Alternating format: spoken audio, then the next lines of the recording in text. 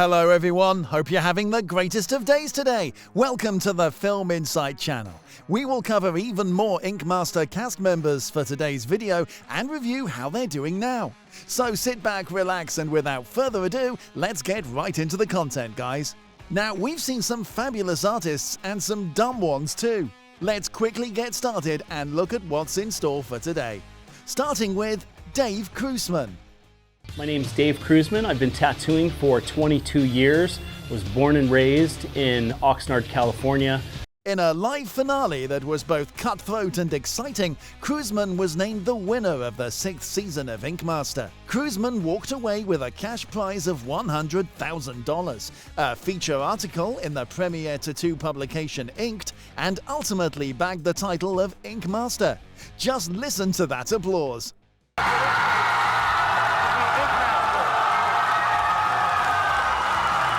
In addition to these winnings, Kruseman won a brand new Dodge Challenger. The final 3 contestants, Chris Blinston, owner and artist at No Hard Feelings in Coral Springs, Florida, Kruseman, owner and artist at Old Line Tattoo in Hagerstown, Maryland, and Matt O'Boff, owner and artist at Black Cobra Studios in Sherwood, Arizona, were each assigned a master canvas. They were sent back to their home bases to complete a 35-hour back piece tattoo. Each of them was given 5 sessions of 7 hours each to create the best tattoo design of their careers. For the first time in Ink Master history, the finalists were challenged to tattoo in the styles that were voted on by the fans of social media. Blinston was assigned color realism, Kruseman was assigned American traditional, and O'Boff was also assigned color realism. During the finale, fans voted to determine who completed the challenge the best, and the one with the most votes earned a spot in the top 2. After thousands of tweets, it was determined that Chris Blinston had the best tattoo of the evening. However, after the judges reviewed the artwork, Kruseman earned the 2nd spot in the final 2 and later went on to walk away with the title. Post-Ink Master, Dave Kruseman continued working at his tattoo parlor. In an interview with the Frederick News Post, he said, "Not one day has gone by in the past 20 years that I have ever woken up and not wanted to come to work. I love my job, and to me, that is a success. It's not about how much money you're making or anything like that. It's about waking up and being happy and not being miserable." So what is Dave Kruseman up to now? The Krusemans opened another tattoo shop in California called Old Line Tattoo West, but it permanently closed its doors in 2020 due to the coronavirus pandemic, as per a Facebook post. However, the Maryland shop in Valley Mall is still open, and Kruseman continues to work there as a tattoo artist. In an interview where he was asked if they use autoclave or disposables, this is what he had to say. Our piercer uses a Statum, which is like a top-of-the-line awesome sterilizer. Our tattooers are 100% disposable. We do that just because we see a higher volume, so it seems to be like a safer way to go about it, you know? He often shares his work on his Instagram page and stays true to his signature style of creating traditional tattoos. Well, looks like it's time to pitch in a fun fact. Did you know that one of Kruseman's most notable clients was a 91-year-old woman? Now, here's what makes this story all the more interesting. The senior woman was his grandmother. Now, how cool is that? To be tattooed by your grandson, who is a world-class tattoo artist, and that too in your 90s? Boy, do I wish for something like that for myself. Up next is Gian Cruz. My name is Gian Cruz. I'm from Puerto Rico. I've been tattooing for 7 years. I can win Ink Master because I'm really diverse. I do a little bit of everything. Every person that comes to my shop gets whatever they want. Cruz made his debut in Season 8 of Ink Master. He made it to the finale, which meant he had to tattoo a 24-hour design on his canvas. Even though his art was broadcast during the live show in New York City, Cruz did not post it on his social media pages. Instead, the Season 8 contestant posted a picture with competitors Kelly Doty and Ryan Ashley Malarkey, who ultimately became the first woman to win Ink Master. Cruz is originally from Puerto Rico. His mother and grandparents came to the US in 1986. Thanks to them, he lived in front of a beach in Isla Verde, Puerto Rico. At 13, he worked in a hotel cleaning lounge chairs. Then at 18, he met Mike and Shelby and decided to travel the world with them. Finally, in 2009, he discovered his love for tattooing and started to do tattoos for his friends. Then in 2016, he received an email from Ink Master to participate in the competition. After featuring on the show, he has been recognized for his solid line work and bright colors. However, he can even do killer black and gray tattoos. Coming back to the finale of the show, Cruz was assigned to do a watercolor piece. He tattooed an underwater scene with a skull at the center. Even though he didn't share a picture of his final work on social media, Ink Master Twitter page posted it after the finale.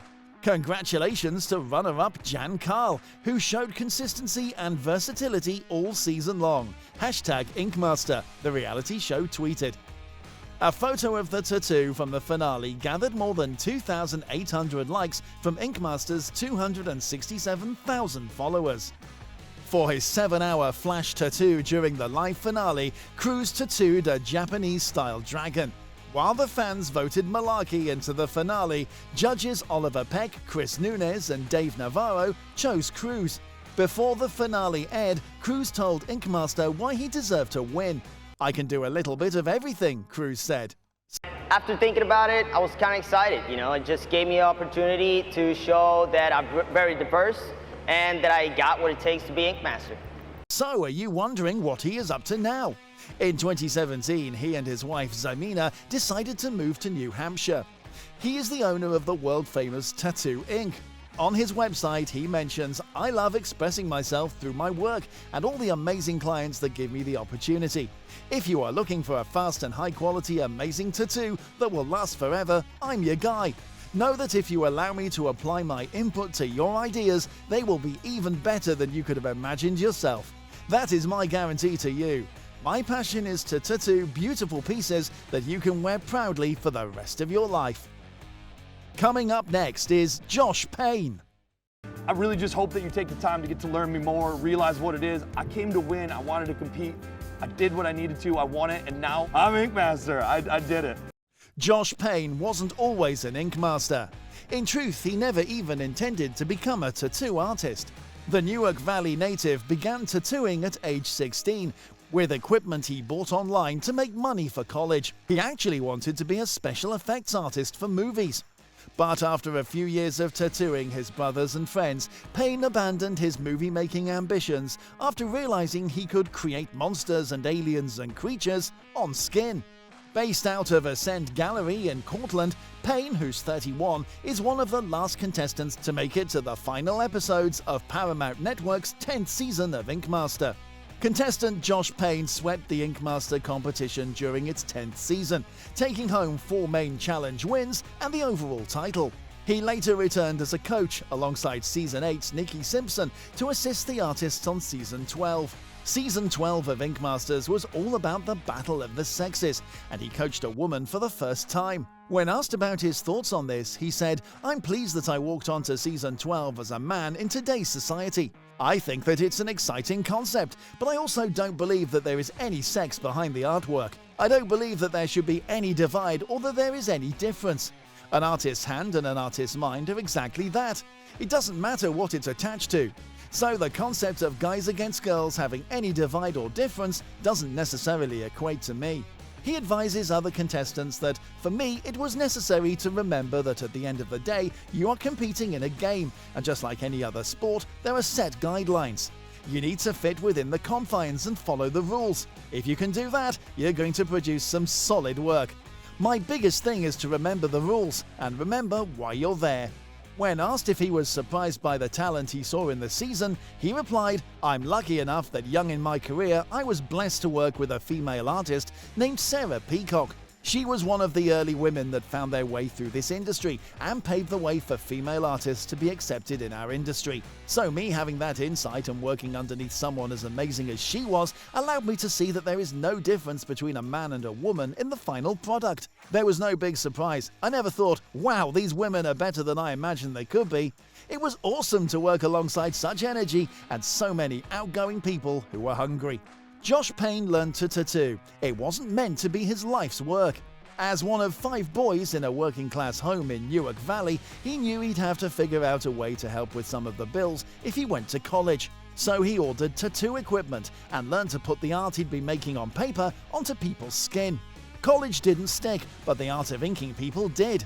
Payne, who works out of Ascend Gallery in Cortland, is among the best tattoo artists in the country. He is one of the stars of Ink Master on Spike TV, a Top Chef-style reality TV show about tattoo artists.